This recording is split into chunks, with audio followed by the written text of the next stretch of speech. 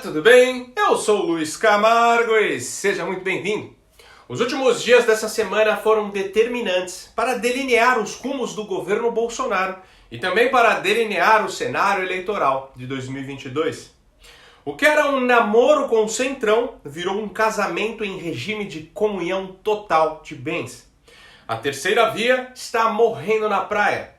A grande mídia desesperada faz de tudo para criar uma crise entre os poderes e o voto impresso auditável, que vai separar o país de uma guerra civil, começa a ganhar força novamente. Hoje tem muita coisa para a gente analisar, mas antes já deixa o seu like no vídeo para ele ganhar relevância. Confere se você continua inscrito no canal. Aciona o sininho das notificações e se for novo por aqui, me dê essa moral e se inscreva no canal. Então vamos lá. Primeira coisa que precisamos entender é que não existe na história da nova república um presidente que conseguiu governar sem o apoio do Centrão, já que esta é a bancada que ocupa o maior número de cadeiras dentro do Congresso Nacional. O nosso sistema de governo é o presidencialismo de coalizão, e não se quebra um paradigma sem antes mudar o sistema que o fundamenta.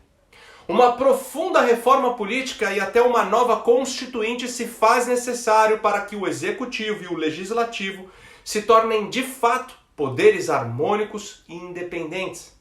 Do contrário, é impossível que qualquer chefe do executivo governe sem se render a negociações um tanto quanto questionáveis com a banda podre do legislativo.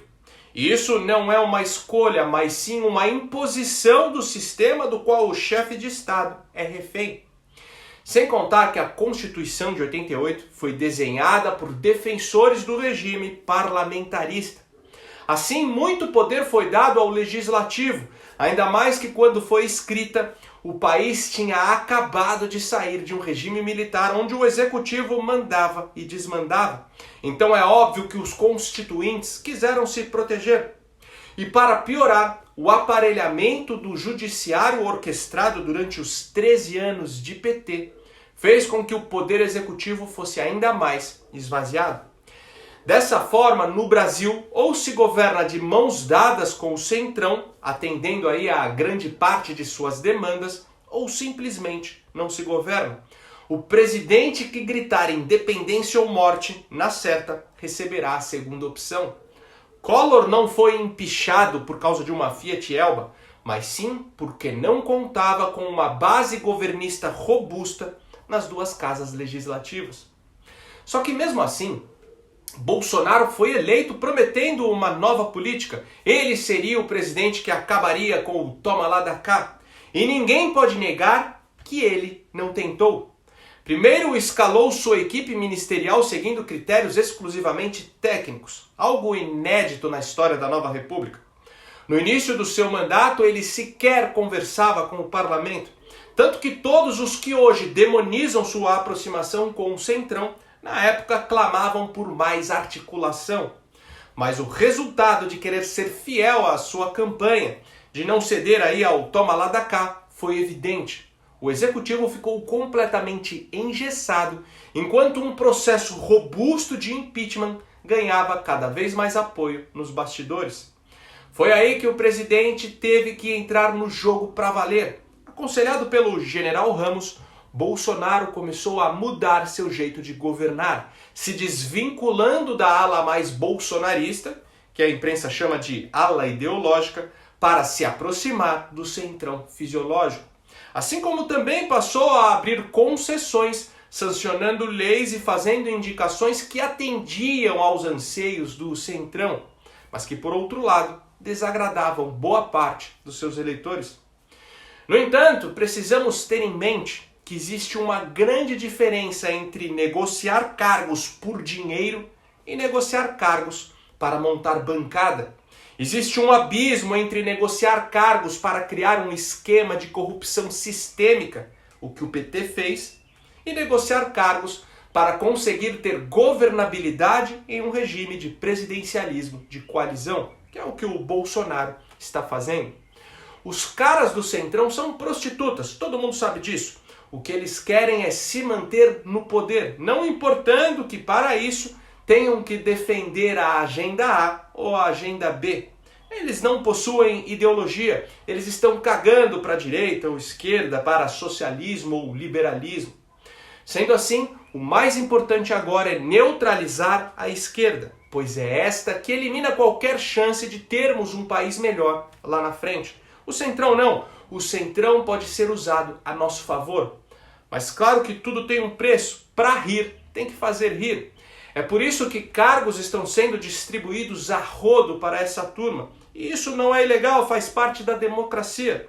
Só que todas essas indicações que o governo está fazendo para membros do Centrão, alguns até com um passado mais sujo que pau de galinheiro, hoje encontram um cenário bem diferente que nos governos anteriores, que possibilitou o maior esquema de corrupção da história.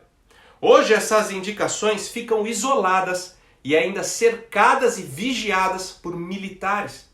Todos esses cargos estão sob o guarda-chuva de algum general e não mais sob o controle de ex-terroristas ou de quadrilheiros como era nos tempos de PT. Além disso, todos esses caras que agora passam a apoiar o governo já sabem da força que o Bolsonaro tem com o povão, tanto que até eles estão experimentando uma popularidade que nunca tiveram. Quem era Fábio Faria e Ricardo Barros na fila do pão antes do Bolsonaro?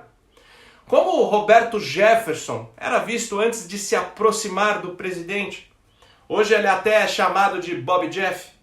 Sendo assim, é claro que nenhum desses figurões do Centrão querem perder essa popularidade. Ainda mais que todos vão disputar em 2022 a reeleição. Se forem pegos roubando ou traindo o presidente, adeus essa reeleição, mesmo porque eles sabem que hoje a política se tornou a novela de maior audiência dos brasileiros. Entendido até aqui? Então agora eu faço uma pergunta. E se o preço do voto impresso auditável for Ciro Nogueira na Casa Civil, vale a pena pagar? Bom, como a gente sabe, o presidente Bolsonaro está novamente promovendo uma nova reforma ministerial. O senador Ciro Nogueira, do PP, passará a chefiar a Casa Civil, atualmente sob o comando do ministro Luiz Ramos. A Casa Civil é o núcleo duro do governo, por onde passam as principais decisões, inclusive a de outros ministérios. E por esta razão, seu titular costuma ser também o articulador político e interlocutor do Executivo com o Congresso Nacional. Caso essa mudança realmente se confirme, o Centrão estará sob o comando e controle de fato do coração do governo federal e de sua relação com o parlamento. Com essa mudança, Luiz Ramos provavelmente irá para a Secretaria da Presidência e o antigo Ministério do Trabalho será recriado para abrigar Onyx Lorenzoni. Os principais articuladores políticos aí que operaram para trazer o senador Ciro Nogueira para a chefia da Casa Civil foram o ministro Fábio Faria das Comunicações, o ministro Paulo Guedes da Economia e o ministro Tarcísio da Infraestrutura. A participação de Paulo Guedes já elimina a narrativa dos antas que Bolsonaro estaria fritando o ministro ao recriar o antigo Ministério do Trabalho. Já a participação de Fábio Faria está ligada à sua intenção de ser o candidato a vice-presidente, já que tudo indica que Bolsonaro disputará a reeleição pelo PP. E por sua vez, a participação do Tarcísio também está relacionada à sua possível ida ao PP para uma eventual disputa ao governo de São Paulo. Bom, agora vamos aos desdobramentos. O ponto fraco de Bolsonaro é o Senado Federal. É dali que saem as principais ameaças contra o seu governo. Com Ciro Nogueira na Casa Civil, esse cenário muda completamente. Como ele tem bom relacionamento com Pacheco, uma colisão futura inevitável com o presidente da casa pode ser amenizada. Além do mais, ao controlar cargos do segundo e terceiro escalão, algumas negociações garantem pelo menos as 3 reformas que o governo quer manter e o mínimo de votos para a aprovação de Mendonça. O fortalecimento aí do PP no Senado também agradou a Arthur Lira, trazendo ainda mais a Câmara para o lado do governo. E não podemos esquecer que Ciro Nogueira teve papel ativo na articulação recente aí com os demais dirigentes de partidos do Centrão e da esquerda, juntamente com Barroso e Alexandre de Moraes, para inviabilizar a PEC do voto impresso auditável. Em face disso, é um tanto quanto óbvio que agora o senador fará a articulação inversa, frustrando os intentos dos urubus togados e de todos os que temem maior transparência no processo eleitoral. Quanto à notícia do Estadão, que as Forças Armadas não vão admitir a realização das eleições em 2022 sem a garantia do voto impresso auditável, isso não passa de uma estratégia desesperada da grande mídia para minar o presidente da Câmara, o forçando a pautar o impeachment do Bolsonaro. Tanto que Braga Neto, Arthur Lira e até o Barroso já desmentiram a matéria. Mas enfim, Bolsonaro está jogando o jogo. Com quase 30 anos de Congresso, ele sabe exatamente como as peças se movem no tabuleiro. E diferente dos membros da Suprema Corte, o presidente está agindo dentro das 4 linhas da Constituição. Ninguém pode dizer o contrário. Vivemos em uma democracia onde de 4 em 4 anos o povo supostamente escolhe seus representantes. E foi o povo quem elegeu esses caras do Centrão. É por causa das pessoas que usam as urnas como latrina que temos esse legislativo que está aí. Ninguém cai de paraquedas dentro do Congresso Nacional. Os brasileiros elegeram todo tipo de oportunistas, figuras que se passaram por conservadores, mas que não transmitiam qualquer confiança. De ex-ator pornô a youtuber estelionatário que nem no Brasil vivia. Em 2018, os brasileiros reelegeram corruptos históricos e toda sorte de canalhas aproveitadores. Assim sendo, de que forma o Bolsonaro fará um governo de coalizão que o nosso presidencialismo exige? Fazendo acordo com quem? Com os Looney Tunes? Como será que o Amoedo faria? Será que do alto de sua prudência e sofisticação ele quebraria o sistema e governaria sem acordos? Se o Mourão assumisse hoje, como você acha que ele costuraria apoio para governar? Como será que o Moro, que virou o ídolo dos que abandonaram o barco, faria se fosse presidente? Será que ele daria um golpe e governaria sem o legislativo e só com o STF, já que ele é a favor do ativismo judicial? Ninguém que hoje condena o Bolsonaro consegue mostrar outro caminho. O Kim Kataguiri, que repudia a aliança do governo com o Centrão, quando questionado se preferia Bolsonaro ou Alckmin, não hesitou em escolher o Alckmin, que é simplesmente o sujeito que transformaria o Planalto em um gigantesco balcão de negócios. E quando foi ao programa do Bial, deu nota 8 para o Botafogo. A verdade é que não tem para onde fugir. A política continua sendo a arte do possível, continua sendo a arte do que tem para hoje. E o que temos para hoje é um sistema que privilegia oligarquias fisiológicas e uma população formada em sua maioria, em sua maior parte aí por analfabetos funcionais que não sabem votar. Então não adianta você fazer biquinho e bater o pezinho no chão porque o presidente que você escolheu não é aquele mito que sozinho iria tirar o país do buraco em que se encontra há mais de 100 anos e ainda fazer isso sem sujar as mãos. Agora, você já reparou que os veículos de imprensa que mais atacam o presidente, dizendo que ele está nas mãos do Centrão, são os mesmos que aplaudem de pé Renan Calheiros, Omar Aziz e Randolph Rodrigues?